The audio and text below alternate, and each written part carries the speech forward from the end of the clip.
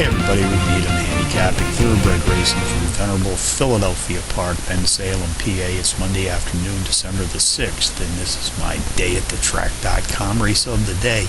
Let's take a look at race 9, 3:45 p.m. Eastern Post Time, a mile test on the dirt, 3-year-olds and up race for an allowance purse of $48,000. Contenders: number 1, Antitrust, number 3, Neo, number 7, Starship Scott, and number 4, Crack the Opus. Number 1, Antitrust, has hit the board in 4 of his last 5, and this recent streak of racing consistency also includes a trio of power run wins.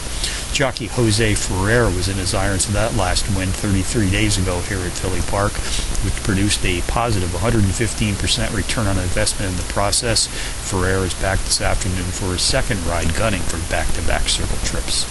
Number 3, Neo, a 9-2 shot, qualifies as a Trackmaster Plus power pony and has hit the board in power run fashion in each of his last 5, including back-to-back power run wins in his 4th, and his 5th race is back.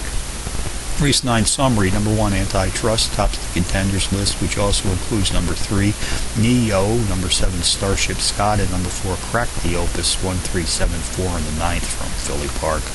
Bonus long shots on Monday: Zia Park and Hobbs, New Mexico, race 6.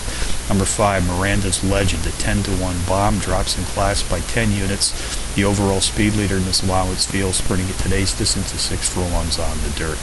Mountaineer Park, Chester, West Virginia, race 8. The speed honors in this field are shared by the 5-1 shot, number 3, Kilamagnani, and the 10-1 bomb, number 9, Spiritwood. Both entries are also dropping in class.